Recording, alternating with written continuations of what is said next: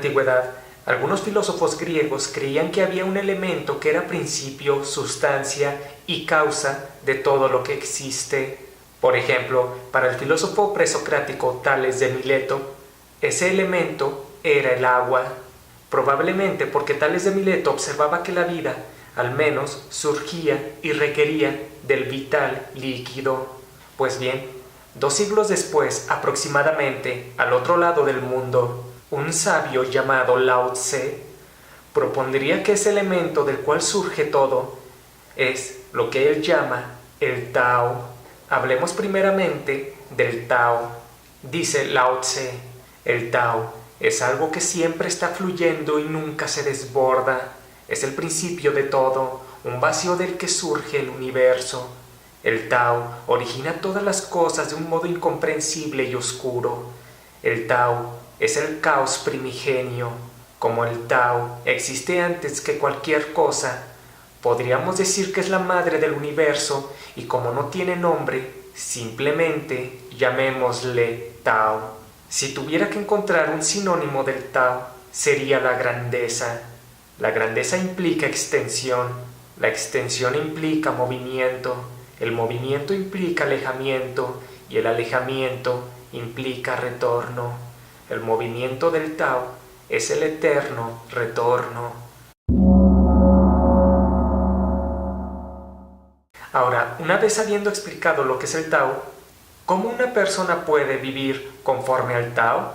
Lao Tse nos dice que la única manera es olvidándonos y deshaciéndonos del yo, de aquello que hace surgir deseos e intereses personales.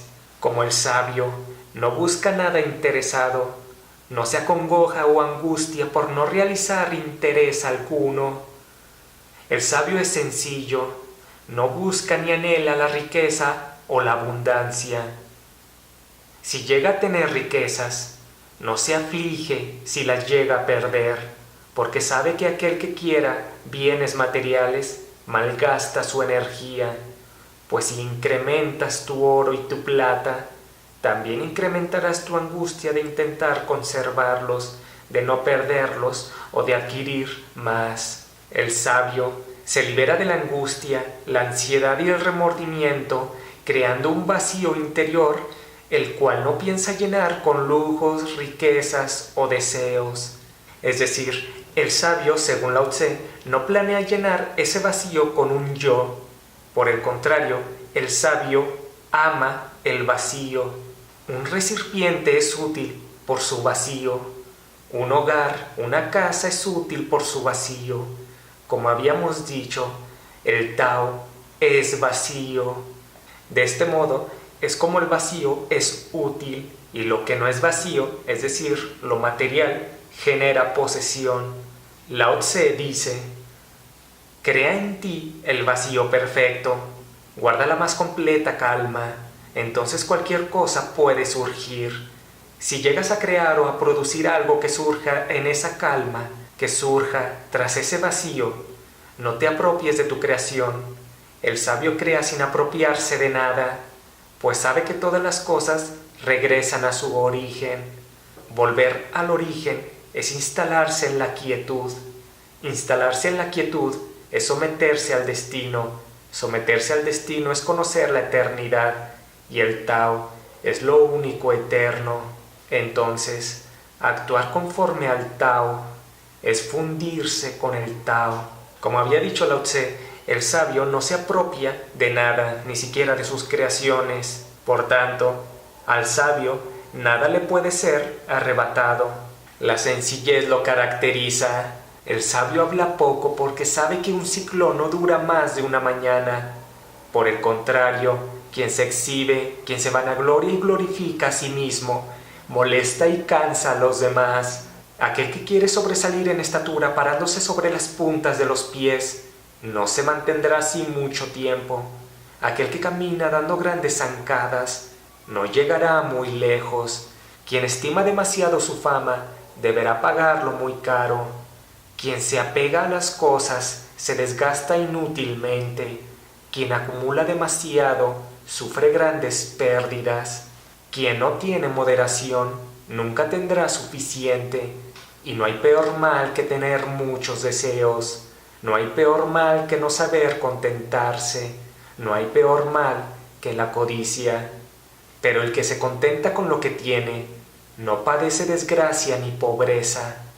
Quien sabe ser tranquilo, evitará los peligros y su vida será larga. Por ello, aquel que es un reflejo del Tao hallará siempre armonía, paz y tranquilidad. La ausencia de deseo siempre genera paz, y quien se agita perderá el dominio de sí mismo. De esta manera, Lao Tse venera lo sencillo por sobre lo complejo, venera el silencio por sobre el ruido, venera el vacío por sobre lo material, la humildad por sobre la riqueza y la debilidad por sobre la fuerza. El maestro oriental continúa diciéndonos: nada es más blando y débil que el agua. Sin embargo, nada como ella para erosionar lo duro. El agua es insustituible, es lo más preciado, a pesar de ser débil. Lo débil vence a lo fuerte, lo ligero vence a lo duro. El ser humano al nacer es tierno y frágil, pero al morir muere rígido y duro. Las plantas al nacer son tiernas y delicadas, mas mueren secas y rígidas. Lo duro y lo rígido son compañeros de la muerte, lo blando y lo flexible son compañeros de la vida. Los árboles grandes y fuertes son los primeros que se buscan para ser talados y aprovechar su madera. De igual forma, los hombres ricos y poderosos son los primeros en ser exprimidos por ciertas mujeres y pretenciosos. Por el contrario, quien es humilde, amable y aparenta debilidad, atrae verdaderas amistades. La virtud nunca lo abandona, porque se ha convertido de nuevo en niño, ha vuelto a la simplicidad. El fuerte y el poderoso buscan modificar el mundo en base a sus intereses, pero eso causa guerras y conflictos. La fuerza y el poder son compañeros de la muerte. Quien intente darle forma al mundo lo destruirá, pues el mundo es la vasija del espíritu y no puede ser deformada. La guerra es un acto de la fuerza y el poder. La paz, por el contrario, de la debilidad y la calma. La fuerza es compañera de la muerte. La debilidad es compañera de la vida. En este mundo, lo débil es superior a lo fuerte. La violencia nunca es una solución, pues quien mata con la espada, muere con la espada. Por el contrario, quien es prudente, sabe conservar su vida. De hecho, si observamos, las religiones monoteístas tienen un principio masculino. Se centran en un Dios Padre. Además, su expansión fue en base a la guerra, a la conquista y a la fuerza. Y ya Lao Tse había dicho que la fuerza era compañera de la muerte.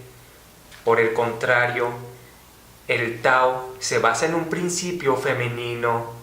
Lao Tse diría incluso que el Tao es la parte femenina del universo y que el Tao es la madre de la cual surgen todas las cosas. Ahora, en términos políticos, Lao Tse dice que el reino o la nación que se maneje conforme al Tao reinará sobre todas las demás, y no porque los conquistará a la fuerza, no lo hará por un principio masculino, sino que lo hará de manera pacífica, serena, poco a poco, bajo un principio femenino. Dice Lao Tse: la nación o el reino que viva conforme al Tao será como un gran valle que acoge todas las corrientes del mundo. Al sabio, según Lao Tse, lo caracterizan tres cualidades, las cuales Lao Tse llama tesoros, y estos son la dulzura, la tranquilidad y la humildad. Al sabio, la dulzura lo hace amar, y quien ama lo que hace es constante en ello. La calma lo hace prudente, y la humildad lo hace un líder, pues un buen líder siempre se mantiene por debajo de sus hombres. Lao Tse dice lo siguiente: Si los ríos y los mares son superiores a los arroyos, es porque saben mantenerse siempre más abajo que estos. Por eso reinan sobre ellos. El sabio, lejos de ocupar el primer lugar del reino, busca ocupar el último. De esta forma, no resulta ser una carga para nadie, a diferencia de quienes quieren ser los primeros. Como el sabio no compite con nadie, nadie puede competir con él. Ahora, como el sabio es dulce, tranquilo y humilde, es siempre un buen líder, pues todo buen líder debe de ser moderado, y todo país debe de gobernarse siempre con moderación. Lao Tse dice: quien gobierna con paz y sabiduría tiene súbditos leales y honrados, pero quien gobierna con dureza y astucia tiene súbditos desconfiados y revoltosos. Si un pueblo tiene un líder humilde, ese pueblo está en conformidad con el Tao. Si un pueblo está gobernado por un tirano, en ese pueblo habrá desequilibrio. Si en esa sociedad se establecen muchas prohibiciones, entonces ese pueblo se empobrecerá. Si ese pueblo posee muchas armas, habrá muchos desórdenes. Si ese pueblo genera muchas leyes y decretos, tanto más ladrones y violadores de tales decretos habrá. Por ello, el gobernante sabio, el que es dulce, sereno y humilde, sin hacer nada, enseña al pueblo a evolucionar. Amando él la paz, el pueblo encuentra el camino por sí solo. Sin emprender ninguna empresa, el pueblo se enriquece. Careciendo él de deseos, el pueblo regresa por sí solo a la simplicidad. Habíamos dicho que el sabio era aquel que eliminaba su yo. Por tanto, si carece de deseos o intereses personales, sus únicos intereses entonces no serán suyos, serán intereses para beneficiar a los demás, pues el sabio, según Lao Tse, no tiene corazón propio, su corazón es el corazón de la gente. Por ello, aquel que adopta los intereses del colectivo como si fueran propios, es digno de que se le confíe la humanidad. Lao Tse finaliza diciendo: quien conoce a los demás es inteligente. Quien se conoce a sí mismo es sabio. Quien vence a los otros es fuerte, pero quien se vence a sí mismo es poderoso. Quien consigue sus propósitos tiene voluntad. Quien se contenta con lo que tiene es rico. Quien es tranquilo vive mucho tiempo. Quien ha muerto pero sigue presente alcanza la inmortalidad. Lao Tse dice que has llegado a alcanzar el conocimiento una vez que sepas lo que es la dualidad, pues las cosas se definen en base a su opuesto, y este conocimiento aplica a todo. Cuando reconoces la belleza, estás definiendo la fealdad. Cuando reconoces lo bueno, al mismo tiempo estás definiendo lo malo. Los opuestos se complementan. Lo que es fácil y lo que es difícil se complementan. Lo largo y lo corto son mutuamente relativos. Lo alto y lo bajo dependen uno del otro. El ser y el no ser se generan el uno al otro. Como dice Lao Tse, si deseas contraer algo, espera que antes se expanda. Si quieres que algo se debilite, procura que antes sea fuerte. Si quieres eliminar algo, déjalo que antes florezca plenamente. Si quieres privar a alguien de algo, antes tendrás que darle lo bastante. Todo lo que disminuye aumenta, y lo que aumenta disminuye. El movimiento aleja el frío, el reposo aleja el calor. La verdadera genialidad parece ignorancia. La verdadera dureza tiene apariencia de blandura. La verdadera fuerza tiene apariencia de debilidad. Lo blando vence a lo duro, lo débil vence a lo fuerte.